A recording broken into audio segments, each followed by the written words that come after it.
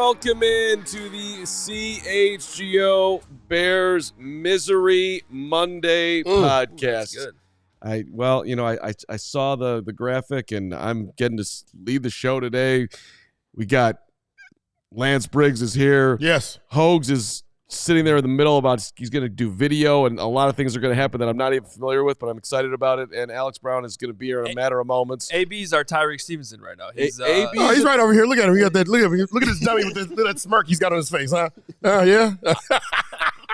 I was debating, starting with my back to the camera, just jumping up and down and be like, "Oh, we're on. Let's go." Yeah. Tyrique has talked. He's apologized. His teammates are saying, "Hey, this is my brother. We're moving forward." Yeah. Lance, I mean, you could speak to this obviously better than me and Adam here. I mean, would that be enough for you? He's apologized. He went on Twitter and apologized. All of it. Would that be like, okay, we're good. Let's go. Well, you look, guys. He's a playmaker. We all know that. He's been a playmaker since he stepped on the field as a Bear, and he made a mistake. But this is going to be, destroyed Tyrique week. Get through it. You've got tough skin. Handle it. I'm sure you've handled it already within that locker room. Everybody knows what you mean to the team. Come back next week because you made some plays during the game. He made some critical plays during the game that helped us get to the Hail Mary. And next week, make some plays. People will tend to forgive you when you make plays. Yeah, it's the thing about what happened with Tyrique yesterday is it's a little bit more black and white than some of these other things I want to talk about on the show, which is some of the coaching decisions and putting your players in the best position to have success. I mean, with Tyrique Stevenson, it was obviously wrong. It's just I don't know what else there is to say about it. Like the play starting, you need to be ready to go. He wasn't, and then it turns out that he's supposed to be. Flus confirmed today that he was supposed to be the guy boxing out safety. Noah Brown. It turns out, which we had to learn from Kevin Byard, that actually Elijah Hicks was supposed to be the savior on the back end. He was supposed to be the guy that defended the tip, but Tyrique was supposed to be boxing out Noah Brown. Neither player was where they're supposed to be. Did their job on the play, so we learned a little bit more of the details there of what was supposed to happen. But so both of them are short though. Yep, they're all short. None of these guys. Your tallest corner is Terrell Smith, who's not on the field. Right. It doesn't make a whole lot of sense. You have a Roma Dunze that should jump up and spike the ball. The ball. No one can get it. You should have your tallest players out for that play. Cole Kmet, who literally does everything for this team. I'm sure you would have been more than happy, willing, able to go down there and win a game and be physical and hey, ball's got to go to the ground. I'll get the ball to the ground. I'll get the ball to the ground. 85 will get the ball to the ground. But so that's where I'm just curious, and we'll move off Tyrique quicker than maybe a lot of people will today. But look, energy guys in general for you, Lance, like dudes that are they're hyped. They're in the moment, and they come in every day and they got that juice. But then there's sometimes there's a groundedness that is missing where they might pick up a 15-yard taunting penalty in the moment that could cost you huge because they are that energy dude that's not necessarily grounded control. Like, did those guys bug you at all playing with them, or is it more like I love having that guy around because he does bring something to the table every day that perhaps I don't want to? The high energy guy? Yeah. I love a high energy guy. I love an emotional guy that's out there because this game is played on emotion. It really is. You thrive off of emotion. A lot of times, a football player, their best play comes after a cheap shot or a hold that wasn't called. That it pisses them off. And so you find on the play coming after that they make some outstanding play, throwing a guy out of the way, making the tackle or whatever, making a huge jump for a jump ball, 50-50 ball. So, there's always consequences that come along with a high energy guy, but you can deal with it because he brings that energy every play. So just to be clear, you're the Bears head coach. You're not benching Tyrique. You're starting him next week. No, it's Tyrique this isn't a consistent thing from Tyrique. It's not a week to week. He makes this mistake. He does this. No, he goes out and he plays. He's been a playmaker for the Bears. Mistakes are going to happen. He made a mistake. We handled it. Let's move on. Let's move on and allow him to go out there and play the way we know that Tyrique Stevenson plays. Yeah, I mean, and that's I can get on board with that. To a point, I also would not object if they're like, you know what, even if it's just to send a little bit of a message, Terrell Smith's going to start the game on Sunday. You're still going to play. There's going to be a little bit of a rotation, but maybe it's not even necessary. Only we know, or only they know how that was exactly addressed in the team meeting today. I'm glad it was addressed. I thought Tyrique Stevenson, although, I mean, I still wish he would have addressed it after the game yesterday in the locker room. He still did a good job. We just watched the Zoom call with reporters today, took ownership of it. And so you hope it is just a learning experience from there. But I have to say, though, it's still really, really bad. I like all that said, it's unbelievable to me, Lance, that somebody who's in the NFL, like even if you're high energy, I get it. These guys are emotional. Okay. Oh, the ball got snapped. Like I wasn't ready right at the snap. That's 4 seconds went by with no awareness that the play was even going on yet. Yes. Tyrique, let's track back here. Tyrique is a second-year player. Okay, last year was his rookie year, and he was a standout player for us in his first season as a corner, which is the toughest position in football. And in his second year, he made what I would call a young man's mistake. There's young players. Old players don't do that. Older players don't do that. They're savvy enough. They get it. Young player will make a mistake like he made. It's unfortunate, but you also got to look at this too. We rushed 3 guys. Yeah. Okay, we rushed 3 guys, and had we have rushed 4, at least, maybe he doesn't have a chance to run back to the backside of the field. Maybe he gets run all the way outside and has to throw the ball awkwardly. You want to get him off the mark, and we weren't able to also get him off the mark. He had plenty of time for his receivers to go down and set up their Hail Mary throw. So as bad as Tyrique was on that, there were other things that added to that play and the success of that play as well. I want to talk about both of the plays, honestly, the play before that, because I think there's like 6 different things you can question. Real quick, just to put the Tyrique Stevenson thing to bed, because you brought up an interesting question, Carman. We were watching the press conference, which was, if that video from the fan hadn't surfaced, or even let's say they knocked it down, and then maybe that fan doesn't even post the video because his team didn't score, and so that video never surfaces.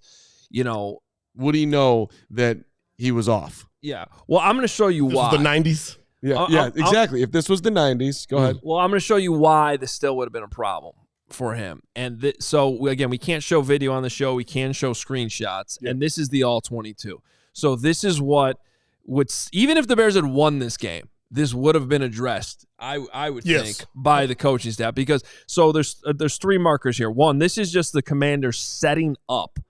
Okay, so they're not ready to go yet, but I want to point out, that Tyrique Stevenson is down here with his back to the play, and he is going to go on a march down the sideline here, waving his hands in the air, waving to the Commanders fans a little bit for a while.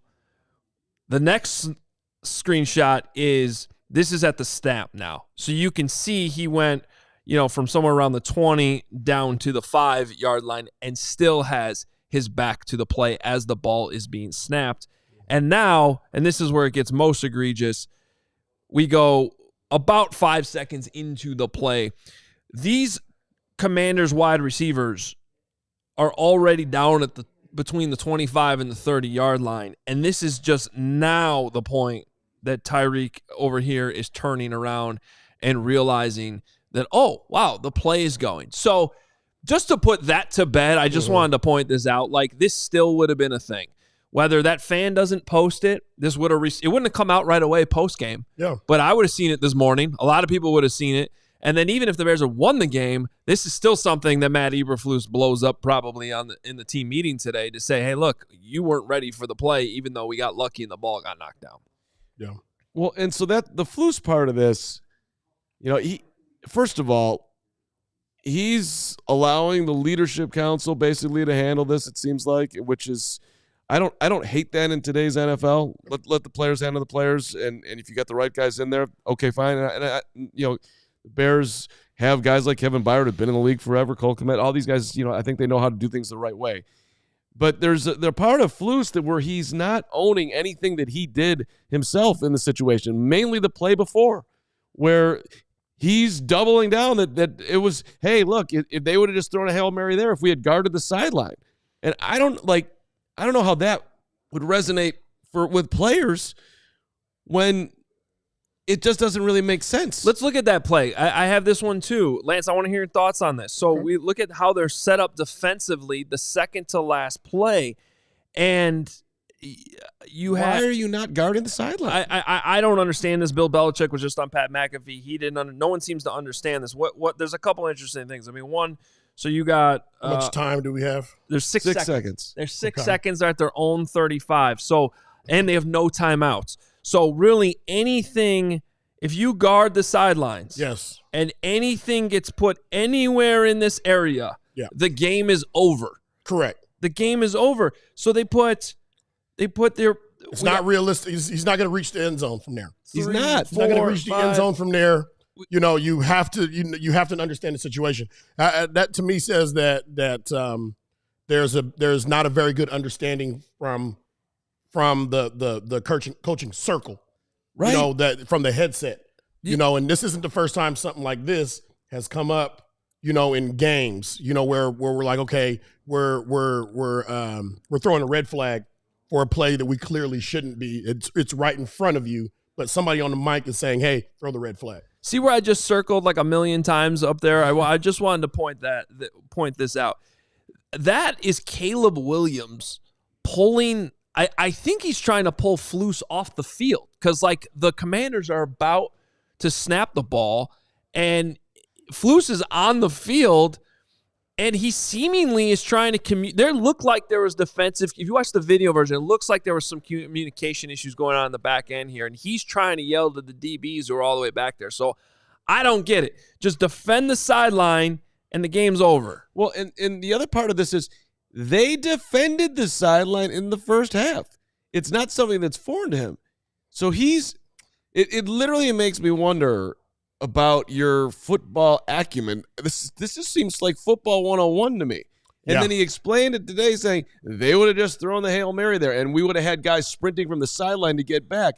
Dude, he would have had to loft it from the 28-yard line. It's not getting to the end. It's not going to get there. It's not going to get there. You have a 4-man pass rush. He's not going to have time to do it. It was a bad call. And also, you have 3 timeouts. Call timeouts. You could have called timeout on both plays. And think about it. Let's discuss it. If you have confusion, if you're trying to yell last second to your players, you got 3 timeouts in the bag. Call timeout. Get it set up. Then before the Hail Mary. Who's not on the headset saying it? Right. Somebody should be on the headset saying, Coach, call a timeout. Let's talk about this. Coach, Tyrique's yelling at the stands. He's not even paying attention. Call timeout. Call a timeout. Call a timeout. Timeout. I mean, that also makes me and I might be going too far here, and I know we got our first sponsor segment here, but it's like it makes me wonder if he is enabling the coaches around him to communicate with him or if he's kind of lording over them. I don't even know because like if you're a position coach right there, you're looking at your guys, your dudes aren't ready. It just makes me wonder. We should be on point as a coaching staff. We should be practicing all of these situations. We should be sharp. Heck, I do it with my 9U football team.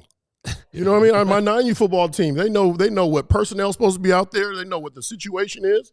And shoot, we're talking about the highest level. Right. The highest doggone level. I've seen from the sidelines the coaches mentioning each situation, especially in that critical situation, what we have to have. Hey, listen, there's 7 seconds. We have time for maybe one throw, and then we're sending the field goal unit out there, or we don't have enough time for that.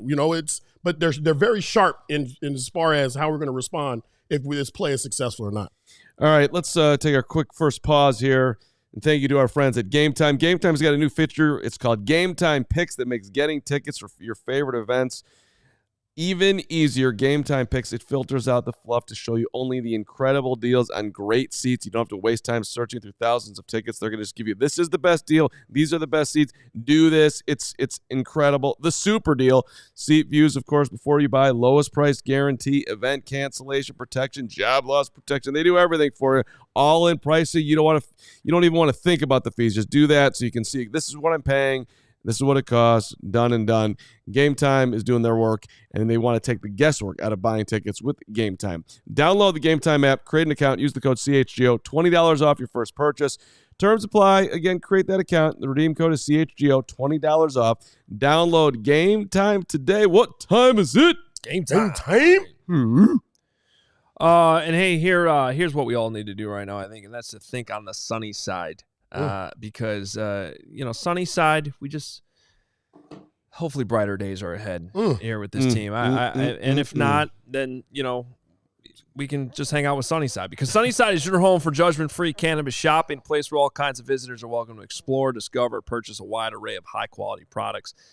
Sunnyside is everything you need to elevate your fall here, your one-stop shop for cannabis needs. Sunnyside has an expertly curated menu. And right now, good news, limited time offer, Island Vibes, available in disposable vapes, 510 carts, and live resin gummies. Visit sunnyside.shop for bright buys every day, including 50% off your first 3 online purchases. Enter promo code HICHGO at checkout to qualify. Exclusions apply. Sunnyside Cannabis Dispensary, bright buys every day, only for 21 plus or Illinois medical card holders. So just to wrap up, or at least delve a little deeper in the flus here, does that Kevin Byard on his press conference today said that he went up to flus and was like, look, normally, in my past in Tennessee, Philadelphia, we would cover the sidelines there. What do you think about that? And he said that, of course, flus was receptive to it. And I just wonder, and Mark Potash asked the question too, could this splinter a locker room where you're looking at the coaching staff like, you guys don't know what you're doing, you're not putting us in the best position to win? Do you think that's on the table? At least sounds like with that shaking the head over there, Lance, you think maybe it is. You play hard like this and you leave it up to your coaches. It becomes, you talk about a chess match, but you got to know where to put the pieces in order for you to be successful. And you're moving the pieces into the danger zone every time. And so, that's a great question. You get those guys on the sideline and you force them to throw the ball inside while they fight to get to the sideline, they're going to run out of time. Right. They won't have enough time. And you don't even get a chance to run the Hail Mary. You can't get your team up in time set. It's one of those deals, man. And you're not giving your team the greatest chance, putting them in the best position and giving the greatest chance to win that game. Well, and listen, not everybody's been here the whole time. Kevin Byers, is his first year with the Bears. But if you go back to last season and you just go back through Flus's career, last year, the Cleveland game, you're battling your ass to try to get in the playoff picture. You have to have it. He dropped Justin Jones into coverage, and it worked. It ended up costing him the game, and you had guys grumbling in the locker room then. Yeah. So, different team, different rookie quarterback, different rookie wide receiver, whole lot of stuff here. But you had the Lions beat last year. You're up 12 with under 4 minutes to go. You give up a touchdown, go 3 and out, lose the football game. He's got a resume that's building here in close games that is not impressive. Well, and Steven, can we show this one more time? This is the second to last play. And I just so Kevin Byard was just saying, what he would prefer to do is, take the corners and press them, right? And then you play, and Bill Belichick was talking about this too. You bring them out here and you play outside leverage, right? Yes. To keep everything inside. And then you probably need to bring another guy over here because, in case they run like a wheel or something like that, but you just guard the sideline. You could still have Lance. You could still have 3 guys back. Right. So Flus is just talking like, oh, they're going to convert to a Hail Mary if we do that. Okay, fine. Because you still have guys back there, and he's not going to throw the ball 80 yards because he didn't even get the one he launched from the 35 all the way to the end zone. And you really make yourself sound more foolish when you answer a question like that.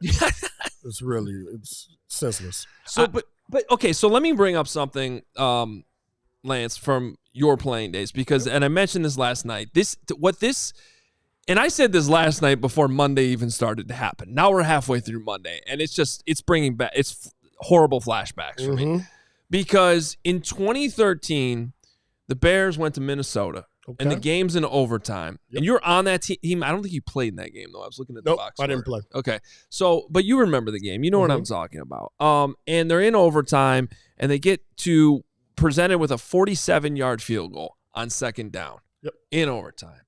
And Mark Trestman opts to kick the field goal. Now, 47 yards, not exactly a chip shot. Now, for Robbie Gould, who's, one of the greatest kickers in franchise history, you do expect them to make it. I understand that. You have faith in your players. Also worth noting, Robbie Gould had a kid the night before back in Chicago and flew to the game that morning. I don't know if that matters or not, but it was part of the context. Right. Let's go even further. Robbie told Trestman that my range is 42. Ugh. He told him my range is 42. So we have enough seconds to run a play to get as close to that mark as possible. He kicks that on second down, and of course we miss it. And when we end up meeting as a team, he gets in front of the team, and I'm thinking he's going to say, hey, I apologize. I made a bad call. He said, hey, listen, a week ago, team, they kicked on second down. I thought it was the right decision, and so we called it, and it didn't work, and just left it kind of a. What a nauseating moment that is. Yeah. Right. And of course, you have Robbie who's like, I told him that's not – this is my distance. Kicking before the game, this is where I'm hitting. I'm not hitting it, it's 47. So the reason I bring that up is because – it's the lack of accountability after the game, both publicly and now also in the meeting room. You're hearing from Lance too, that side of it. And then he got out there on Monday, and of course, we're in that press conference, and I'm one of the many reporters trying to grill him with questions about like what he was thinking there. By the way, there's 4 minutes left in overtime, so this wasn't even like the clock's ticking down. Right. You have. It's second down. You can get more yards. I understand sometimes guys want to kick on third down because, what if it's a bad snap or whatever, you still have fourth down. Fine, I understand it. But second down. So his logic was, first of all, he said, I had no regrets over it. So he doubled down on it. And then he said his logic was, something bad could happen like a holding penalty. Right. That's what he said. Yeah, I remember. And I had to go run the numbers on the amount of times a kicker misses a 47-yard field goal versus how many times you have a penalty happen. And by the way, it's way more likely you're going to miss a field goal than have something like that happen. And by the way, if it does happen, you still have second, third, and fourth down left, even if there was a holding penalty. So it was the whole reason I'm bringing this up, though, Lance, is because it just feels the same. Yeah. So my question is, great for Tyrique Stevenson to step up in front of the team today and take accountability and own his mistake and do that in front of his team. That's awesome. But did Matt Eberflus do that? Did Matt Eberflus say, hey, my bad, guys, we could have called timeout? Or, hey, we probably should have been in a different defense on the play before that? We're hearing from Kevin Byard, who basically just went up to the coach and was like, hey, coach, I would have done this differently. Did Matt Eberflus do that, or did he do what Mark Trestman did in 2013 where he didn't take accountability? I agree. But he very similar to Mark Trestman. Now, I said this last night. I said, Stevenson made a mistake, and he got up and he took ownership of it. But he's not the only one, and this game wasn't won or lost on one play. There were mistakes. If he goes up and stands in front of the team and says, "Hey, these are the mistakes that I made during this game," then somebody else needs to go up. Caleb should go up. The O-lineman should go up. There are plenty of players that go up on it. There's a play. Hey, play 54, play 47, play 30. These were plays that I screwed up, and I wish I could get back, but I'm going to learn from it, I'll get better from it, and I'm going to be better next week. Everybody had a hand in this. Everybody had a hand in it. It just so happened that it came down to a Hail Mary pass. Guys, my role on this team is to be your leader, and it's also to be is to think the game at an elite level. I did not do my job on either level in two distinct ways. Yep. One, we should never the last play shouldn't have happened because I really thinking about it, we should have been guarding the sideline the play before. Two, when I see you're not being your best, it's my job to get you there. I'm going to call timeout, and I'm going to call you out. And I didn't do that because you guys are not going to be perfect because you're 22, 24, 26 years old. You should be perfect, but I can't expect you to be, and it's my job to make sure you are. So, Tyrique, I appreciate you speaking to the team, but I also did not do my best to have you be your best. And ultimately that is my job. I can't expect you guys to be perfect. So I have my part of this. We all need to be better. Guys, let's move forward. Something along those lines. And by the way, you know who did that today? Cole Kmet. Yeah. So there was a line. So the way it went today was Flus talked, then who talked second? Cole went first. Cole was 2. Cole, then Kevin Byard, then Tyrique Stevenson. So, and it was about 15 minutes of media availability. But Cole got right up there and was like, hey, you know what? He answered the questions about Tyrique. He talked about respecting the game and how that probably wasn't done in that moment. So and when you don't respect the game, it catches up to you. But he didn't say it in a way that like he was throwing his teammate under the bus. He was just like, that happens. He owned up to it. We're going to move on. But you know what else he did? We played like crap for 3 quarters. He took the the offensive responsibilities on himself, and I thought for the most part, from what I heard in the locker room and today from Cole Kmet, like the offensive guys did that. We didn't do our part for most of this game, which otherwise we're probably not even in it. So the only one I'm not hearing do that is the head coach. And that's what's bothering me today on this Monday. Like all you got to do is come out and say you screwed up, should have called timeout, should have had different defense on the play before. Instead, it's the execution. It's the execution. We got to execute that. Guess what? It's your job to get them to execute too. That's also part of this. And there's this HITS principle, and I don't know what the S is supposed to stand for anymore because I know it's situationally smart, but that seems to be the thing that they keep lacking. They hustle. They're intense. They've been taking the ball away. They didn't do it yesterday, but for the most part, they have. It's the situationally smart part that whether it's the players on the field or the coach that can't seem to execute his end of the situation. Or the coaches, the ring of coaches that can't get the right mention or tip out to Eberflus to say, hey, call a timeout. Hey, we're in the wrong defense. This is the wrong situation. That's the wrong defense for this situation. Somebody. Is it situationally smart to hand the ball off to a backup offensive lineman when the game's on the line? Exactly. That's exactly where this conversation is headed. Like it's like, look, we haven't touched on it, and obviously we talked about it a ton yesterday, but we're going to talk about it more today too. Look, he was asked today, Mark Grody, shout out to my guy who banged on him, would you call that play again?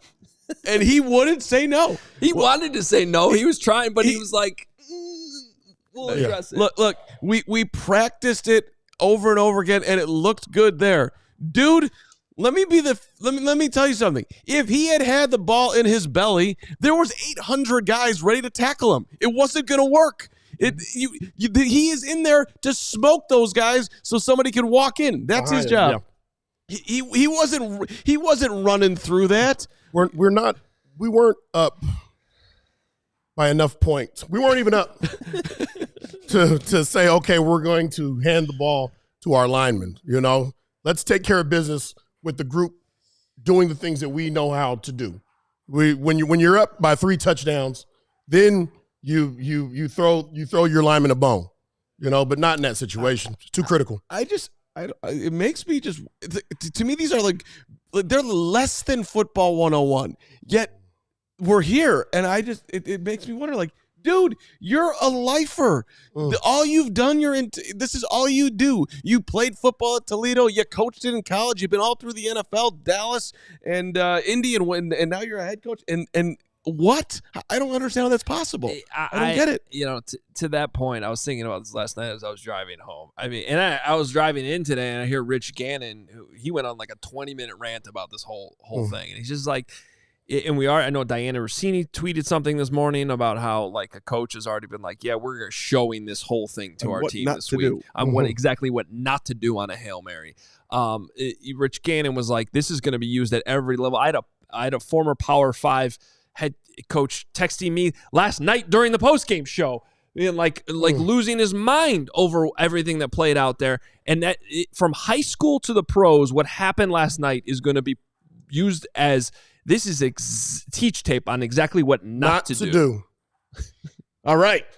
Yes. So congratulations to all the teams that get the benefit. We're in there. It won't be the Bears. All right. Well, a little bit more on Flus, and I want to get into the offense too. But first, hey, Hoge, you know that ComEd can help businesses save money by becoming more energy efficient? I actually did know that, but it's telling me to say I didn't know that. But I did not know that ComEd. You didn't know that. Okay. What you need to know is that the energy efficiency program can help find up to 35% in energy savings. Wow. So what does a business have to do, Mark? You just got to sign up for a free facility assessment at ComEd.com/biz. So why aren't more businesses doing it? Could be that they forgot the website. Can you repeat that like 17 times? Yes. That would be ComEd.com/biz. ComEd.com/biz. ComEd.com/biz. That's it. That's the biz. And that is. Get it done. Terms and conditions apply. Offers are subject to change. Actual savings will vary by customers' energy usage and rate. The ComEd Energy Efficiency Program is funded in compliance with state law. And also, Adventure is calling. You want to answer it this October by going where I go and shop new low prices during Jeep Adventure Days. Going on now at Ray Chrysler Dodge Jeep Ram. We were there last Thursday. You want to stop in today, browse their huge inventory of new vehicles. And right now, shop electric savings like 0% financing for 72 months on the new 2024 Jeep Grand Cherokee 4xE and the Wrangler 4xE models. Those are plug-in hybrids. They're pretty awesome. And if you want something cheaper, you can shop over 125 vehicles priced under $20,000 as well. Let the amazing team at Ray CDJR help you during each step of your car shopping journey. And since they prioritize affordability for their customers, hurry into Ray CDJR today. Shop one of the Chicago area's largest inventories and then drive home with more money in your pocket than you'd expect. So if you're in the market for a new vehicle, you have to check out the team at Ray Chrysler Dodge Jeep Ram because they are the only team we recommend. Visit them today on Route 12 in Fox Lake. For more information, visit Ray CDJR in Fox Lake or raycdjr.com, serving the community since the year Carman was born, 1963. Woo! Bears were last Bears championship. It was sweet. Yeah. Like when I came out of the women's 63 Briggs, it was like, I mean, this is where I want to be. Awesome, right? Yeah, I'm in the 60s. Black and white TV, transistor radios, TV dinners. You know, America in turmoil. It was a lot, but I handled it. You did. All right, let's talk about the offense and the coaching staff in regards to it. The Doug Kramer thing was ridiculous, and that was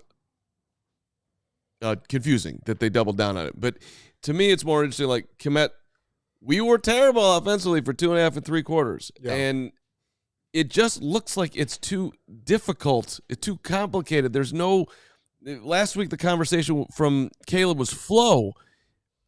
They weren't flowing yesterday. There was no flow, but it's like, I don't know what you guys are seeing here, but, like, there's a simplicity that is missing that you should be having a lot more success earlier in the game. You should be having a lot more success, period, with a guy Caleb who's this is no dummy here. This is a guy who understands what he's doing. It just looks odd to me. It looks off too often at the time. One of the things that stands out to me is Caleb holding the ball. You know, he's holding the ball too long. You know, there were plays where I thought, you know, that there was a pocket and there was good protection. There was enough time to make a decision on a receiver and throw it. We talk about the weapons that he has. You know, you have a Keenan Allen, you have a DJ Moore, you have a Rome Odunze. For him, as he's going through his progression, I think it's time for him to say, listen, if I make my first read and it's not there, I have 3 of the top receivers in the league. Let me throw the ball up and let them make me look good. It has to be that type of situation. You got to have somebody. You got to have your Travis Kelce that, covered or not, I'm throwing it up to you. You're going to make me look good. There's two guys I think need to get the ball more on this offense. One is one guy we've already seen him get it quite a bit, including in London a lot, and he got one target yesterday, and that's Cole Kmet. Tight ends in this league right now are so valuable because they can be, especially for a young rookie, in my opinion, a safety net, a guy who, and in my opinion, Cole has proved himself to be one of these tight ends that you can consistently rely on to run routes and get open and catch the ball, make tough catches, hold on to the ball. Like, he hasn't had a drop in like 2 years. He never puts it on the ground. He used to early in his career, and he fixed all that. And yet they have these game plans land some weeks where it's just like, nah, we're just going to keep him in as our blocking tight end this week. And we're not going to have him at fullback. Yeah. Slide over. And it's why are you trying to fix something that's not broken? Use Cole Kmet more. And they should have learned their lesson because we went through this in week 1 and in a little bit in week 2. And then they figured it out. And the best game of the season for both Caleb and Cole Kmet came in London when I think he had 10 targets. So that's one guy. And the other is we're deep enough into the season and we've watched enough tape of Rome Odunze consistently getting open. Yep. He's a top 10 pick. I don't care what's going on. Get the guy the ball. It needs to happen, whether that's on the offensive coaching staff or the rookie quarterback. Rome Odunze needs the ball more. And he's a mismatch size-wise for most corners. He's going to stand taller than a lot of these corners. So if you're in a rut or if you're in trouble, throw the ball up, let Rome go up and get it. That's what he was doing all college, all of his college. That's all that Penix would do is throw the ball up, sees one-on-one, throw it up. If he doesn't see one-on-one, and Rome's going to make him look good. You got to have somebody you can't hold the ball. And then the other thing too is, there's these overthrows or off throws. This stuff's been happening since week 1. It's been happening since week 1, and the throws that are off. If he at least gives his receivers a chance to catch the ball, I think they will really make him look good. They have to be catchable balls. So I thought you were going to name somebody that I agree with get him at the ball, get Rome the ball. But when we were watching training camp, they dumped it off to the running back all the time. DeAndre Swift in space is an easy nothing throw and has potentially a big hit. Dude didn't get a target out of the backfield yesterday. I don't get that. This is a guy in space. This is what you brought him here for. He's great in space. He's not somebody who's going to plow over. You're not going to hand it to him 25 times. You paid him a bunch of dough. He catches the ball well. You don't throw it to him once, and when the offense looks that bad, that doesn't make any sense. So, yeah, but all that being said, I think we got to it's also fair to put some of this on Caleb yesterday. Like, he did not play well, especially in the first half. I thought he was a little too amped up going back to his hometown. That first series was a disaster, but there's plenty of other things that you can question. Like Amagaji, you don't give him help coming out of halftime when he just like completely whiffed on a block right before halftime. It's one of the positives of the offense was at the end of the game. Those drives that Caleb drove his team down and we got points out of. But in those drives, he was pinpoint in his accuracy. Yeah. He had a sidearm deal. He threw one jumping and coming this way. I need for that to happen in quarter 1. I need for it to happen in quarter 2, quarter 3, and as he did in quarter 4. You can't just have it at the end of the game. You can't just have it, at one part of the game and the other part of the game. That's why you were drafted number 1. You're the number 1 pick because of that, the way that you drove the team down when we needed at the end of the game. You do that for 4 quarters, we don't have to worry about a Hail Mary pass. Yeah, and I will say to that, Lance, one reason why I'm optimistic that it will still improve is because he is doing it in the fourth quarter. And the fourth quarter. He's doing it in crunch time, and so if he can buckle down and really focus and get that accuracy going in the fourth quarter, to me, there's no reason as he gets more and more comfortable in this league that he can't start earlier in the game. Mm-hmm. Well, and look, for Bears fans that, and I got to be honest, I think the only person I've seen in the chat who's said at least that he's not having trouble with the loss is Pizzatola. Look, the fact that the quarterback who you drafted number 1 overall is leading you down for 2 scores in the fourth quarter, that's different, team. That's not what we've had here. This is something where, like, I think Bears fans say, look, the defense is good. It is. The quarterback is turning it around in the fourth quarter for you, and you should have won the football game. So if you're looking for like where this team is headed, I still think you can be as optimistic going into yesterday, even coming out of it today, because I think there is. But for full optimism, Alex Brown has made it. We called you our Tyrique Stevenson. Yes. You've been thrown under the bus. Wait a minute. Absolutely not. Oh yeah. No. Absolutely. Tyrique Stevenson. Yeah, putting your finger all in guys' face masks and everything right there. Acting up. Acting a donkey out there.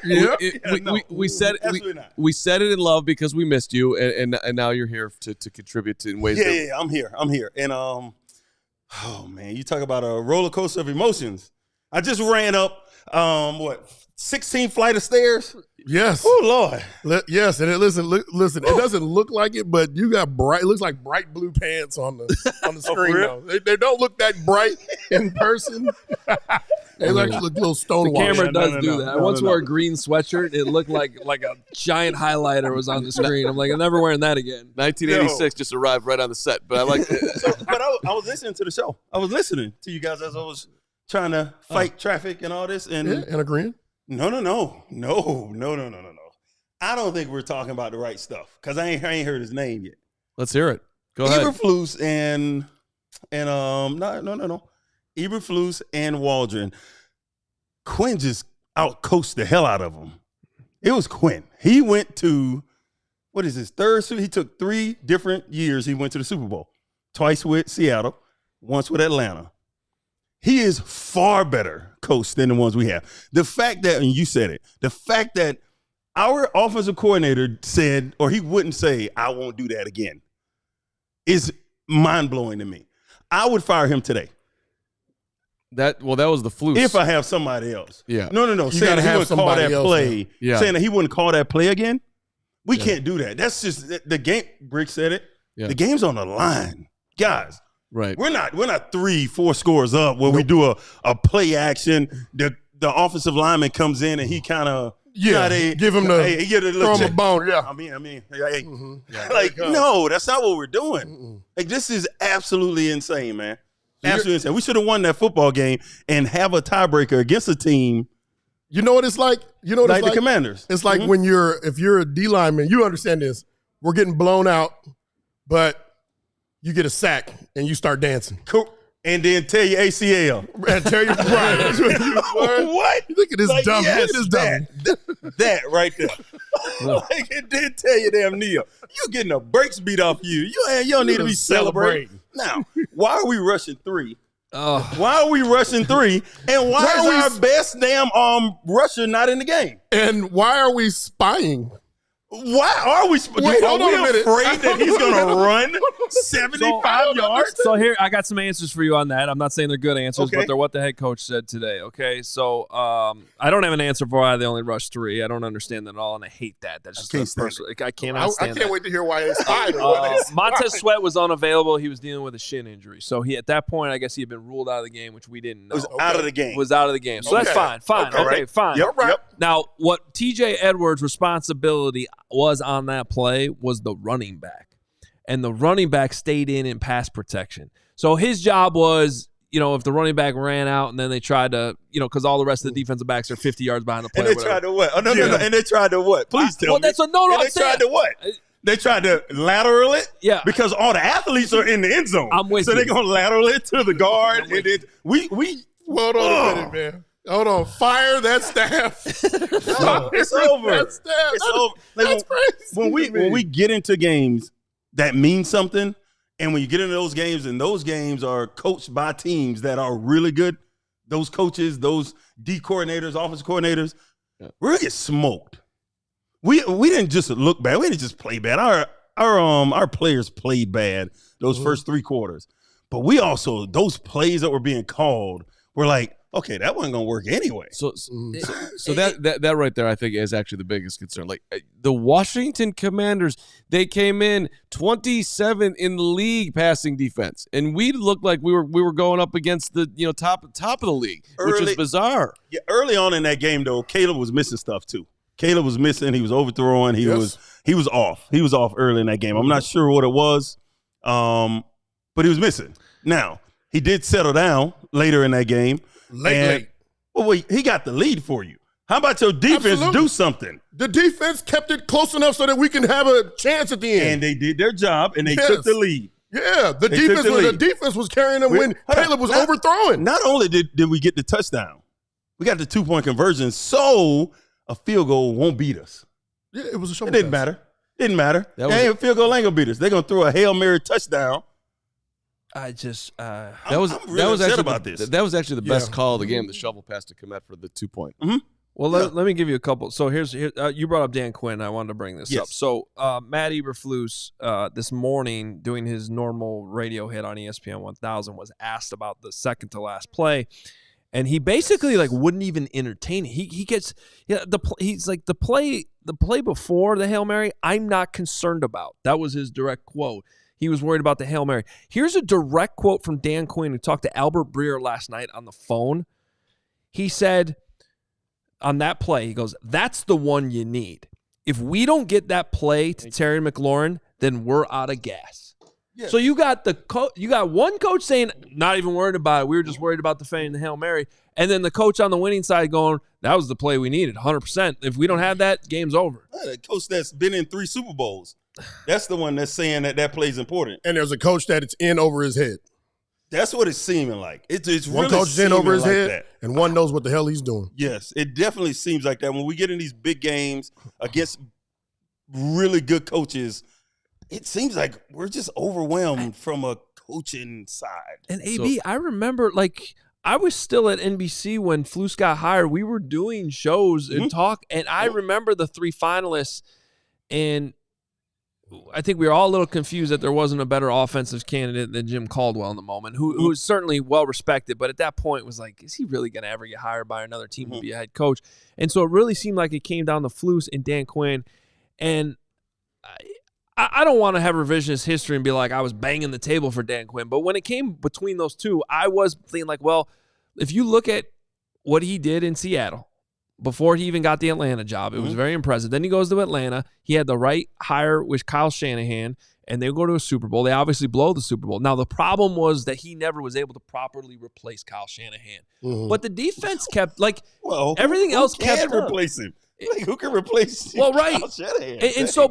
And then he goes to Dallas, and he's doing a great job in Dallas at that point. So, to me, he seemed like he's got the experience. You mentioned the Super Bowls he's been to, and I think any coach that's been there before deserves a second chance. Not any, but most of them with a track record like Dan Quinn. You can look at what he did and be like, okay, we're going to buy into the idea that if he gets a second chance, he's going to learn from whatever hiring mistakes he made after Kyle Shanahan. He's a safe choice. He's going to have he definitely was the safer choice. And I don't want to say this is done yet. It's certainly not looking good for Flus. But when you see what Dan Quinn's already done in a short period of time in Washington, it's not like that's some functional franchise he went to. Correct. It's Washington. Yes. And they got this thing turned around like that. Now, they also had an ownership change, which is important to remember, too. But, creative offensive coordinator. Creative offensive coordinator. You saw the plays that they were running against us. Now, our defense, like Briggs said, they were bend but don't break type of deal in that game. They let them drive down the field, and at the end, they make them kick a field goal. So, but now, you look at them, it's like, God, our offense didn't put them in those situations, and they're a worse defense than our defense. And we weren't putting pressure on them like that until late in that game. I think as we get super spirited here, it's time to take a quick pause. Oh. And the professor's got to step in. Oh, I can't wait to see this. We were waiting. Oh, don't worry. This is the first time I've been here for this. I'm excited. I can't wait to see this right here. It's actually probably going to be generous. Doubtful. You think there's one A? Absolutely not. I hope the punter got an A. Oh, we don't do that. We still talking about the punter? Still talking about the punter? The problem is we punt too much. Yeah. Steven, are we ready? All right, Professor. All right. Lance, let's do it. Here comes Professor Briggs' grades. Oh, yes. Let's see this. Hot and ready for you on a Monday. All right. Well, hey, let's start this thing off right. Offense. We're giving you a D+. I think I might have messed that one wrong. It should be a D-. That should really be. Wow. That's generous. That's very generous. Not generous. That should be a D-. Fourth quarter that goes to a D-. plus. Yeah, it should be a D-. That should be a D-. You are something else. I know. We got that mixed up with the with the back right there with production. We'll get that. We're gonna get that fixed though. We're gonna get that fixed. So start off offense D-. That they stalled for most of that game. And Who cares? But at the end of the game, in the critical situation, and this is one of the things that me and Adam talked about a little earlier. That the hope for Caleb is he was pinpoint in taking and driving that offense down to get points. To give us a chance at the end of the game. Absolutely. Mm-hmm. That throw he made to DJ Moore on the sideline when DJ got hurt, that was disgusting. Like, geez. Like he didn't look great, but in the end, with 20 seconds to go, he got us the lead. Yes. Yeah. He drove us down twice and got us the lead. That's what popped it. That's what popped it. That's what popped it from an F to the D. They got it to a D.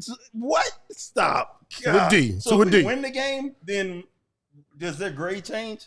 It's tough because if we win the game, 15 points, 15 offensive points is not very much. Nope. We won. Does the grade change D+ or is it C-? It's going to be a C-. It's going to be a C-. It had nothing to do with losing that game. It had C-. Nothing to do with the end of that game. We should have won. But go ahead. Thank you. All right, here we go. Gosh. Here we go. Moving on. Defense. I gave defense a D.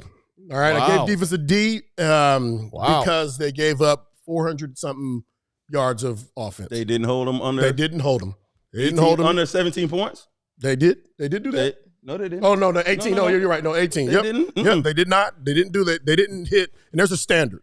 There's a standard, and so they didn't hit on those on all of those points as far as rushing, passing, on third down, fourth down converts, and red zone converts. So actually, the red zone converts. For me, the kicks. Those are wins. Those were wins, in a lot of those situations because they forced them to kick or denied them in the red zone. That allowed us to have a chance at the end of the game for Caleb to drive the offense down. So, but listen, the standard's the standard. It's not going to change, and that's the reason why you guys got a D. Let's go over special team. Everybody good with it? Yeah. I mean, okay. I problem with that. Usually you chime in anyway, so I know you're good with it. D seems a little. I'm pushing tough. Back. D's harsh. D is straight harsh. You think so? See, I would have said that until the Hail Mary disaster. That's such a disaster. Right? Okay. But they kept him out of the end zone, kept him in the game. So much that went on the Hail Mary disaster. Yeah. There was so much. Mm-hmm. And you guys, I think that's going to fall into coaching as well. It's going to fall into coaching. Oh, 100%. But we found out, and Alex, you weren't here earlier. We found out that 2 players didn't do their job properly on the Hail Mary. So Elijah Hicks was actually supposed to be the guy in the back, the savior. And Tyrique Stevenson was supposed to be boxing out Noah Brown. Neither one did what they were supposed to do there. And consequently. And that's the play of the game. So I kind of, my first reaction was like, that's harsh, a D, when they didn't give up a touchdown to the end. But that last play was so bad that I'm okay with the D. Would it make you feel better if it was C-? Like if it was C-, with it. The professor's trying to get away from the double pluses and the double minuses this year. I'll take an F- for the coaching though. All right, we getting there, I'm sure. Listen, special teams. I gave this is the highest grade of the group, and this was a C+. Why C+? The punter, because we punt a lot. Carter had 84 yards in return yards. He had about 84 in return yards. So it's if there's something positive to find in this week's grades, it's going to be special teams. 3 returns for kickoff returns for 85. He had a couple of punt returns too for 11. Yep. I saw people celebrating on that block field goal, right? He chunked it. He chunked his 6-iron. He touched that. He touched that ball. That was the bad kick. That ball was shoot. And fellas, all right, these coaches. Boy. Coaching. This grade might be a word. It might be fireable. This might be the grade. You could just instead of F put fired. Oh, listen, did you do that? Wait, hold on a minute. hold on a minute. Production, before you put this up, Did all right? you do that? Make sure that this is an F, all right? Make sure that it's an F. Whatever he told you let's earlier. See what Don't we, let oh, yeah, let's make sure that this if he told you a B plus earlier, yes. Put the B plus. I haven't put no B plus. There's no way. Yeah, so coaching gets an F. I'll admit, when I went through it and we talked about it last night, I was much more generous. And then after talking through everything that we've talked through over and over, there's no way that it's any higher than an F. It can't be. It can't be. It cannot be. Gee, defensively alone could probably push them to what the. I mean, they were prepared. Now, okay, all right. Let's go back. Let's go back to what you were saying about this defense. We're talking about an offense that came in. They were scoring a lot of points. They had the backup come in last week, and they still put up 40 points. Yeah, you know what I mean. So we're talking about somebody they got it going, and this defense went over there and shut them boys down. Yeah, and I agree too. Like offensively, coming off of what you did in London, it's not like this Washington Commanders defense was that great. I mean, I don't know. Hand Dan Quinn the Coach of the Year award right now. I guess he definitely got they lost 2 premier pass rushers, and they're still getting to the quarterback. The no names in the premier. Secondary. The Bears got to keep the offensive momentum going more than they did. That was very disappointing. I don't know, man. Going into that game, did you think the Bears were better, or was it a test for the Bears with Washington? You think they were better, or was it a test? Like, we're measuring up to the Commanders. I mean, what did you think? I said litmus test. Like, it was okay. Yeah, this is the first time you're playing a good team. What do you think now? Because I think we're a better football team than them. I would agree with you. I thought that going in, but the reality is you got to prove it. Like you do. And I don't feel better. Honestly, I don't feel better about either of these teams than I did going into yesterday's game. By NFL standards, the last 2 good teams we played, we lost to, and it was bad. You know, we were destroyed up front. It was not bad. We were destroyed up front. We had a lot of issues. Houston and Titans. The Titans are no good football I'm just saying. team. That was week 1. You're right. Okay, you're right about that. No, you're right. You're right about that too. All right, but at the time, we thought Tennessee Titans were at least a very good, decent team. They had a good D-line. Yeah, right. And since then we had 3 beatable teams. Okay, and it was a little bit of it caused a little delusion because everybody said, "Okay, hey, we're training. Hey, that's what we want to see. That's what we want to see." Don't do now that. We come up against a Commander's team. All right, a Commander's team. Guess what? With a winning record.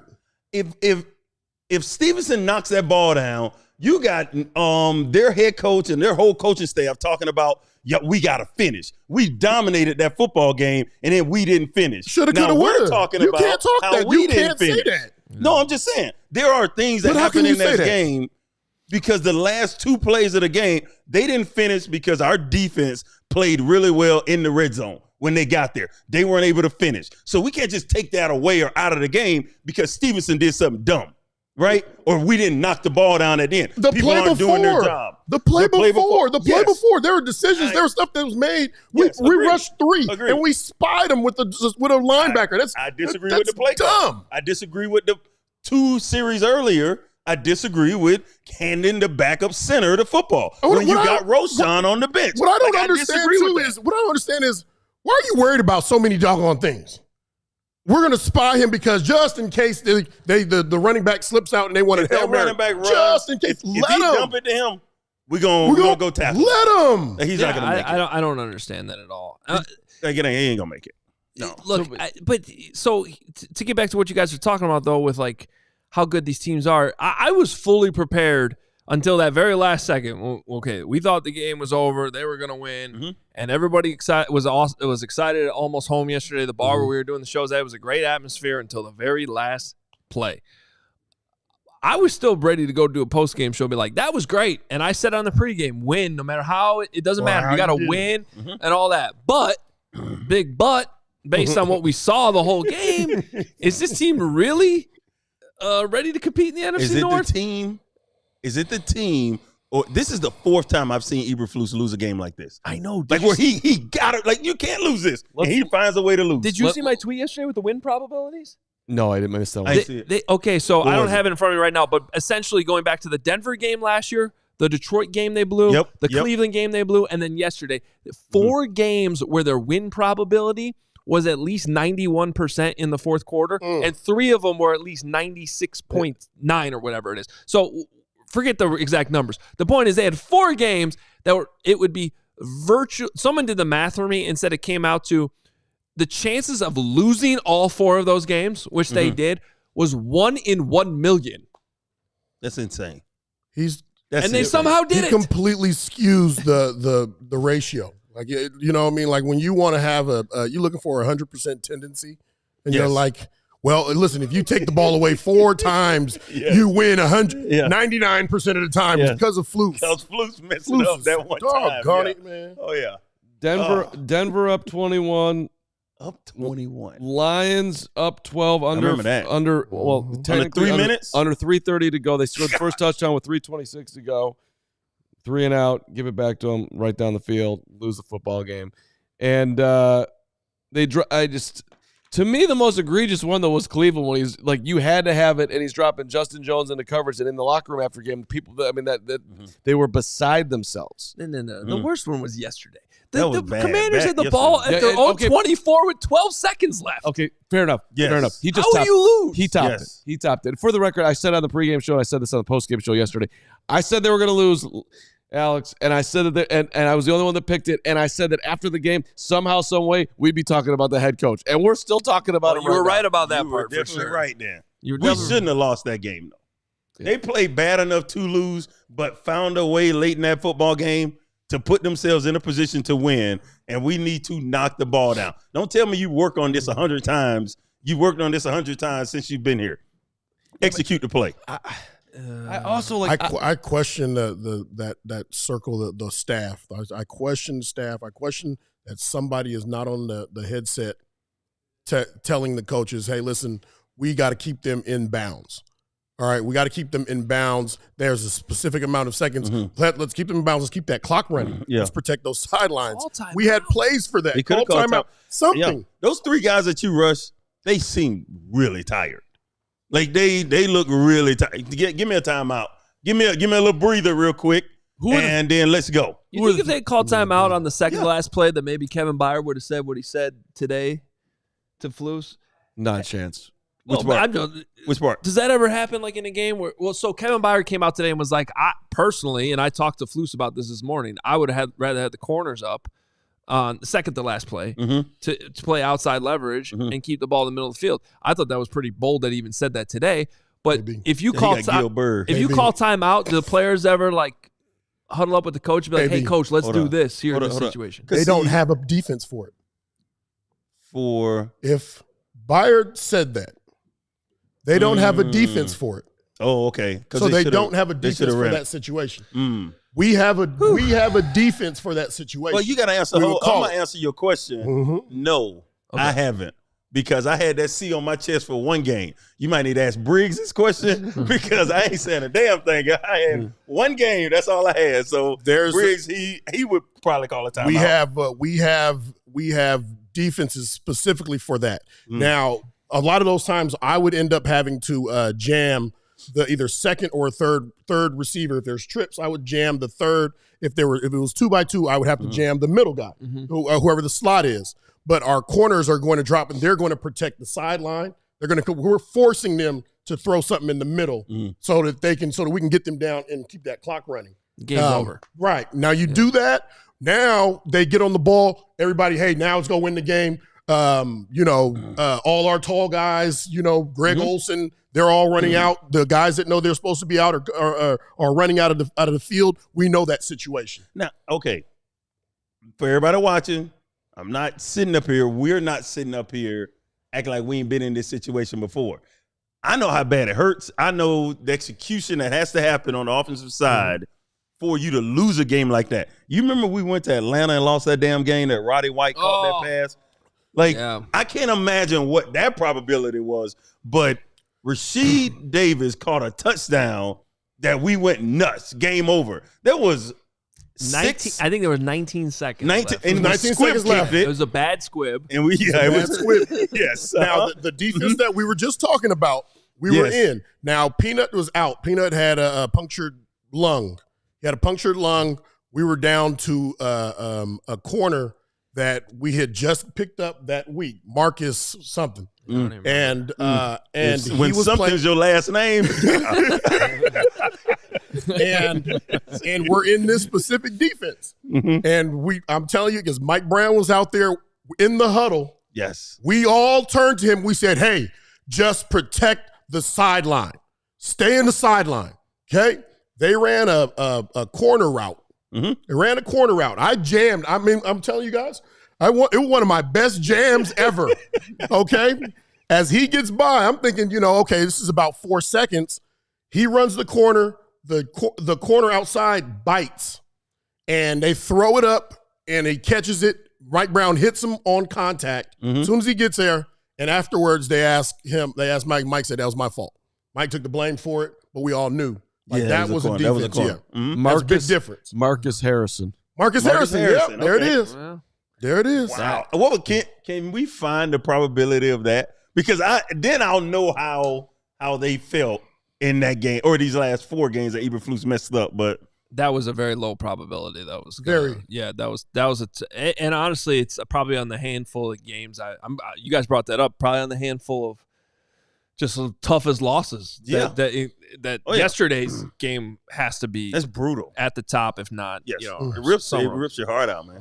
Gosh. So before we get out of here, I just want to move it forward for 1 second here. What do you think happens in the meetings this week? Shane, the offense, and how do they get this thing unlocked going into Arizona? Like, is there any confidence, I guess, from the crew here that they can get a game plan that we'll see from the jump in Arizona? Oh my, this offense looks like they know what they're doing. As the players play better. Early on in that game, we're sitting up and we're talking about the offensive coordinator. We're talking about the head coach. But early on in that game, it was Caleb missing throws. I mean, if they can get that rhythm going, we don't know how this game kind of plays out, right? But they didn't. They didn't hit this play. They didn't hit this play, and guys were open. Now, I will say this about Caleb, that I'm seeing a lot more that he's not just taking, if Cole Kmet's there, just take that 5 yards, let him try to beat a guy. Hit the home run. He'll wait for the next guy, and that's, I think, is getting him in those situations where he's having to run around and try to create more. Just take – Jaden Daniels is taking exactly what you give him. He ain't trying to do too much. And there were some plays players running wide open too for Commanders. But there were some plays too that I saw. The 3rd and short, the bubble pass to DJ. Most cases, I would like you to hand the ball off, but DJ is like a running back as a wide receiver. It was a hell of a tackle by the DB. I thought that he would fight and he would get that yard. I think we all thought once he caught that ball. I'm not upset with that play. I understand the meaning behind that one. And there were calls just like you were saying that it wasn't the call. I thought the call was okay. We didn't execute it. As players, we didn't execute. We got to execute. I'm glad you brought that up because I forgot about it. You're on your own 42. You haven't done anything offensively. How are you not punting there? I didn't think that was the right call. I don't mind. Forget the play call. I wouldn't have handed it off. I wouldn't have sneaked it out. You haven't done anything. We're punting, and yet you're position. Yeah, and you're the 42. How much trust you have in your team? Remember we played Atlanta, and that Atlanta game in 05 was like back and forth, and it was kind of a position. It was a field position type game, and then we got a break, right? Because we, being the defense, the strong part of the team, we just got to hold our part. Just keep doing our part. Keep giving the offense the ball on the 40, the 43, the 47. Eventually, we're going to hit one of these plays, and we're going to go up. We're going to go up 3-0. We're going to go up 10-0. And back then, we didn't really need a whole lot. So I don't know why you won't punt it with this great punter you got. Punt the ball inside the 5, and then play defense. But I mean, maybe he don't trust the punter. I don't know. Listen. He is a great value at 4th round. I'm telling you right now. You don't get much better. You just say that because it just said you know it's gonna bother me, and I'm not finna let it bother me right now. He might end up being the best 4th round draft pick the Bears have ever had. Oh my God, I almost threw up. Oh wow, jeez, That's awesome. That's amazing. So amazing. terrible. Jeez. I mean, right now I am holding back from ranting too much about the C+ that Lance gave the special teams. But I'm gonna save it. I'll save it. What about them coaches? What did the coaches eventually get? Do we even know? What did the coaches get? I just want to keep putting salt on the wounds, guys. What did the coach get? F minus? F. F, okay. So coaching absolutely gets an F. F, okay. There it is, absolutely. C+. Wow. I think we can all agree with that F, right? Oh, I definitely agree with the F. Let's take a peek at the super chats today. I know we got a ton of them, so let's run through them. We're starting with April. April McGuire, 1999. Just want to send a little love out to CHGO and all the Bears fans on this rough Monday. Let's go this Sunday in AZ. And the crew's coming. We're not canceling any flights here. No, we're gonna be there. Everyone will be on time. Everyone's gonna be the whole crew. This is gonna be. We got a big. I will already be there. Yeah. Home sweet home. Home game. Yes. Home game. It's gonna be awesome. So hit up True Fan Travel if you want to be part of any of our events that are coming. It's gonna be under 100 degrees too. Don't worry. Oh, will it? Probably gonna be under it's probably gonna be under 92. Okay. Probably be in the 80s. Okay. Be in the 80s. You know, bring a light sweater because at night it'll probably be in the 40s. I'm not bringing a sweater to Arizona. At nighttime, you guys don't understand. It cools the way it cools in the desert. The desert really cools down. You guys don't understand that. So you're telling me that I'm gonna actually have to turn my heat on in my room? You guys got water down there? I'm just letting. What? Listen, Y'all don't have heaters? Y'all got heaters out there? listen. Hey, you're your own man. Do what you please. All right. What? Marco 40 degrees. Resendes, appreciate you, Marco. $5. The situational dumb assery by Flus is like the Browns game last year. I brought that up a million times today. 17-17 with 57 seconds left. 3rd and 15. He drops Justin Jones into coverage. We touched on that one, Marco. I'm sure that you were nodding your head when we did. Zero Demon, $20. I'm still emotionally drained from yesterday. Yep, me too. Yeah. If we lose the next game, is Eberflus fired at the end of the season, or what would it take to have Eberflus fired? More games like that. More games like that. Don't win. He still hasn't won a division game. He won. He beat Detroit last year. Once. Under. In Minnesota. He's got 2, but I think his road record's now like 3-17 or something. 3-17 is And right. anytime you have 4 of those games that we mentioned earlier where you have a 95% chance of winning and you blow it, that's win only one game in the division this year. He ain't coming back. I would say this. My guess would be under 500, like 7-10 or below, and Caleb is not comfortable like he should be by the end of the year. I think then he could be in trouble. Everything should be about Caleb right now. But polls, there hasn't been a crack in the support of Eberflus's armor at all. So I wouldn't start thinking that he's going anywhere. Oh yeah, I am. I'm thinking. I mean, before yesterday, I would have probably said there's really not much of a chance of him getting fired, but I remember there was a time in 2014, Lance, where I felt the same way right around this time of the year. I'm like, God, it's only been a year and a half, and then it just went completely off the rails. Mm-hmm. So there's a lot of season left. It could either go really well for him, or it could they're gonna need to go really down to the point where you single-handedly retired me. I was 100% sure. Which guy are we talking about? Oh, 2014. I was 100% sure that I am ready to walk away from this game. I still can't believe there hasn't been like a documentary on that season. Like, I want to do that. Can I help produce that? The amount of stories that guys like Lance had from that year, it would be the greatest documentary ever made. It would be so funny. They're all, why is this a documentary? $49.99 EA. Let's just say that I've played some football in my day. Mm-hmm. And NCAA football is significantly smaller than an NFL football, especially the sidearm throws with medium-sized hands like Caleb. Justin also had issue with this. Trajectory and feel are different. Ooh, he's small-handing Caleb. Okay. Yeah, I don't know. I mean, all right. Appreciate the $50. EA seems like a stretch. Yeah, that's looking real. You're the first real person close, to put that out there. Guy Finley, $20. My guy, what annoys me the most out of all this is Mr. Hits, Mr. Loaf Police is the bus driver of this meltdown. He has allowed a reckless attitude to fester on a supposedly elite defense. Own it. No excuses. All right, Guy. That's about as aggressive as Guy gets. Elite is a strong word, but they're damn good, though. Ooh, get Zero Demon. Do Zero Demon. All right, the Zero. Thanks, Guy. We need AB to talk his son Tyrique and make sure he starts paying attention. Come on, AB. Please. I thought he would have taught him better. Listen to me. Yeah, you're All like right. So Arnold Schwarzenegger. He's like Danny DeVito in I'm gonna say this right the here. twin group. I'm gonna tell you this, and this is why I know this is not my kid. You never want to start a sentence for many reasons like that, but But listen, so I'm at a soccer. I'm at my girls' soccer match, and one of the dads is like, "I'm telling my daughter to do something," and the parents are like, "Ooh, she giving you that side eye." I don't give a damn about no side eye. I am telling her what to do. Ooh, she ain't gonna talk to you.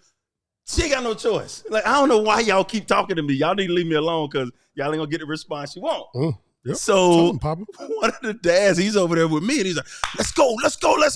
Dad, be quiet. I was like, oh, he shut up. I was like, did you just shut up? He's like, well, I don't want to bother her. Lord have mercy. Mm-hmm. I would have stopped the game. The game. I would have walked out there and grabbed my girl. Yes. And we gone. Yeah. It's over. You better be happy if I don't whoop you on the field. Tell me you ain't finna tell me to shut up. At all. Ever. Nope. I would have stopped the game. So when Tyrique was doing that, we would have nipped this in the bud long time ago when he was 12. We no, we don't do that. But you know, he a Miami boy, man. He from Miami now. Come on. That's where they at. He went to Miami. He gonna talk. See, and I don't want this to be messed up because I had to correct a few people. That's funny. This kid's he's a good player. All right, he did something stupid, but he's a really good player. So don't do it again. Right. But let's keep moving because he is a really good player. He has been since he got here. I mean, he had the finger in the helmet penalty earlier in the game too. Hey, penalties Florida happen. Stuff too. Penalties happen, you know. Okay. Penalties Florida happen, behavior. man. Hey, but see, there you go again now, Carman. You doing Duval. that. You want a team full of good guys. I told you need some hoodlums now. Okay. You need some hoodlums now. Come on now. Okay. You need some hoodlums on That's your team. another documentary. That was already out. That was already out. I brought that comment into the Bears locker room, and no one denied your comment. So just nobody denied it. Yeah, I mean, I didn't bring it all around, but you know, I'm telling you, you do. You need some hoodlums, man. You got all good guys, but you're gonna be Northwestern. You're gonna never win. The Cats don't need to catch any strays. They're having enough trouble. Or you'd be with the Bears. Athletes. Yeah, you got a bunch of mathletes. Oh my God, it's hilarious. I do wonder though if you had sat Tyrique for 2 plays after that first penalty, is he focused more the rest of the game? No. Nah, you talking? Hey, you just. I mean, can I say that? You just talking shit. That's all. He's just talking shit. Like, come on. You talking about the first one? No, I'm talking about like at the end. Like his timing just was off. Like the play is going, the play son. was going. Yeah, the play is going. I told Lance earlier. It's one thing to be like, "Oh crap, the ball just got snapped." Right, you're half second late or what? That happens all the time. Yeah. We showed it earlier. The receiver's at the 25-yard line by the time he turns around. That's crazy. I've never seen anything like that before. Nah, I ain't never seen that. I ain't never seen that. Crystal, $20. She was in the building yesterday making everybody smile. Boys, I'm on an emotional and mental roller coaster with this team. The coaching hires this team makes always is horrendous. Love you guys. AB, we missed you yesterday, and I guess bear down. You hang in there, Crystal. I'm glad hang in there. Yeah, I'm glad we heard from Braggs in the chat earlier. I was a little worried about him too. He's got After Dark tonight, by the way. Yeah, big show coming up at 7 o'clock. 7 o'clock. Kevin Carlson, my guy, $20. What's up, Kevin? Everyone has to stop saying we have to bench Tyrique next game. He got an F yesterday. The Bears D is better with him. Bears 31, Cards 13. He ain't getting benched, Kevin. No. That ain't happening. Wesley Reynolds, $9.99. Had a great time at Almost Home with you guys. That'd be Weston. Weston. Mm-hmm. Oh, Weston was we hung out with Weston. Weston was awesome. That's why I wanted to correct you because he was there yesterday. Yeah, no, Weston bought me a club soda. Thank you, Weston. Thanks, Wes. I mean, he offered everything. I had already been down the Miller Lite Road. Had a great time at Almost Home with you guys, despite the devastation. Maybe one of these years the Bears will figure out how to win after bye week. On to Arizona. They won after the bye last year. They did. Mm-hmm. They beat the Lions. Yeah, I think this is a real crucial time for the Bears to win while on Caleb's rookie contract. Because this whole team changes after he gets $250 million. More. Well, yeah. I mean, the easy answer to that question is yes. I still. Do you do that with Eberflus? Now, because that's where I'm going with it. Because at some point, we're talking in 2 years, if Caleb is what you think he is, or what I think he is, then you're going to be having those conversations about this money. Yeah. How much time are you giving Eberflus to work with Caleb? Well, and that's where Ryan Poles has got to be the man. You can't be drafting Velus Jones in the third round. No, you have to hit on your draft picks. See, I would never do that to you. You're a third round pick, and I would never say that Velus was a better value pick. Because he's not. He's not. You think the punter is? I'm just saying, listen, you think the punter is? He's a hell of a punter. We love the punter. Everybody loves him. Hell of a punter. We could have got him a free agent. What nobody looking at him? Go ahead. His numbers, everybody loves Torrey. Torrey's doing great and all the things, and I'm not trying to go down the Torrey Taylor road, but his numbers are middle of the road. If you look at all the punters in the league, that's just those are the facts. Thank you. Yep. It's just the beginning, fellas. Okay. He's going to punt his way into all of your hearts. He flipped the field yesterday. They punted out of his own end zone, and after 2 punts, they were down at their own end zone. That's exactly what a he was the punter is offense. supposed to do. You look all around the league, punters are booming the ball. Everybody. He ain't in an Everybody kicking. Yeah. He ain't kicking 80-yard punts. I mean, shoot. Hey, listen, in 10 years, 10, 12 years, we're going to be still talking about Torrey Taylor, okay? Yeah. Well, it's October 28th. Carm still hasn't told me who he'd rather draft with that draft pick, so he's only had 6 months. Okay. And anytime you want to tell me who they should have drafted, I'll listen. Anybody's going to play more than 6 plays a game. That's what I said. Thank you. I'm just challenging him. I'm just challenging him. Find a guy. He wants names. Tomorrow, I'll give you. I want a list of guys that would have been a better pick than Torrey Taylor. I'll give you 12 guys tomorrow. All right. More super chats. What do we got here? Dan, $4.99. What's up, Dan? Flus is a joke, but if Kyler and Brisker were in, do you all think it would have ended differently since they were the ones getting the reps for it? Absolutely. Brisker would have had it's a good Brisker moment there. You can they still need to. They still don't sub in. Like a Cole Kmet. Still don't sub in their tall guys for the Hail Mary pass. Yeah, because Kevin Byard's the jumper. What how about Cole Kmet? Roma Dunze, awesome 50-50 guy. There's so many. I don't want to keep belaboring it, but from start to finish, that Hail Mary, from not calling a timeout to the personnel you have to the execution on the field. Questions in the coaching. If you could think outside the box enough to hand the ball to Doug Kramer, you could think about putting Cole Kmet in as the jumper. Yeah. Yes. The Doug Kramer play is not on page 1. I hope not. It might be on their page 1. When we get down there, we're going Kramer.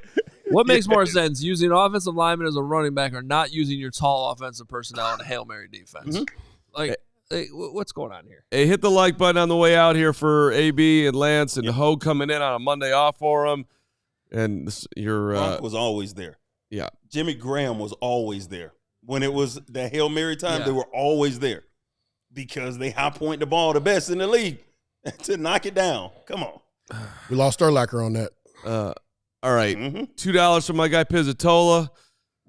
Rough Sunday, still not worse than Carm's tennis. Thank you, Pizzatola. I am 0-6 in last place in the 4-5B league. And read Matt Nagy. He said Matt Nagy. What did he say? I have a really big page 1. Yeah, that's amazing. Matt Nagy. Oh gosh. Oh my god. Nagy's been on fire. He brings it every day. He really does. Are we done, Steven? That's it? Okay, we made it through. All right. Well, gentlemen, we'll see you in Arizona. Yeah. Yes. Man. Yeah. I'm not sure. I guess it's going to be anywhere between 146 degrees. You're gonna somewhere in between. It's dry. It's not like where you grew up. It's going to be dry anyway. All right. Dry. What does that mean? It's going to be dry. What does that mean? That means you're not going to get off the plane and sweat immediately as soon as you get out. As soon as you start getting to the air. Okay. So I need lotion. You need lotion. Okay. No. You need lotion. No, not suntan like lotion. No. Come on, fella. What are you talking about? I'm saying that it is a dire need to make sure that you bring lotion. My skin is fine. I know. I understand that. I'm just letting you know. Do you not agree? I'm just. It's the desert, man. It's a dry climate. All right, you will have crusty elbows. All right, and dry. I'm telling you. You all right? Just make sure you bring the lotion. Yeah, I'm good. And bring your clubs. No. I ain't playing. No? Nah, I ain't playing, man. All right. Caddy? Will you caddy? No. Caddy for me? I'm not. I'll tell you what. You carry your bag. Yeah. No. No? Never. Okay. No. You don't play that well to have a caddy. I'm looking at the 10-day. I got my money on anybody playing against Briggs. Anybody. We'll put Braggs against We're getting a little chill here, y'all. 82 is the high on Friday, 81 on Saturday, 74 on Sunday, down to 57, 73 the high on Monday. Okay. So it's going to be great. You might want to listen to your teammate here on the sweater. That's a little chilly. I'm trying, man. I guess he's lived there a little bit. It's fine. It's fine. Don't bring lotion and don't bring any sweaters. Who cares? Hey, Steven, thanks for producing. Everybody in the chat, you were amazing today. We appreciate you. Hoge, you got a final word here? You looked like you wanted to say something or no? I just don't want any more of these Mondays. That would be nice. You want to win out? Hey, no, I like you can lose, but there's so many of these Mondays where we're just sitting there like idiotic. Like a list of 30 things. It's like how does that happen? Yes. I get it's the NFL, everything's heightened, but this is a national story today. You turn on ESPN this morning, they're talking about Flus and his coaching decisions. I talked about it coming down. I was listening to Sirius XM. They're killing them. The podcast I was listening to, this is the way because there's some weeks where I'm like, are we too much in this Bears bubble where we're like overreacting? No. This is a huge national story today, and it's so bad that nobody's talking about Cleveland beating Baltimore. Baltimore blowing it the play before where they drop an interception and then let Jameis Winston throw a damn bomb and beat you. Mm-hmm. Like nobody's talking about that. They're talking about Jaden Daniel. The legend grows. Get out of here, man. God, we should have whooped up. Caleb. We got Sox coming up at 4 p.m. and Blackhawks and Bulls pre- and post-game tonight. The Bulls are at Memphis tonight. Peck and company will be rocking and rolling, and the Blackhawks tonight. They're going to take down DNVR. They're playing the Lanch? They are playing the Avalanche in Denver. All right. So DNVR. We got our folks from DNVR in the house today. Walking through. So I'm going to talk some smack to them and say the Blackhawks are going to win. Bring it on, DNVR. A 4-game losing streak. All right. We're back tomorrow at 1 o'clock. Appreciate everybody hanging in there. Better days ahead, damn it. Let's go. And, we'll see you tomorrow. We'll see you in Arizona. Later. We all silly like the mayor.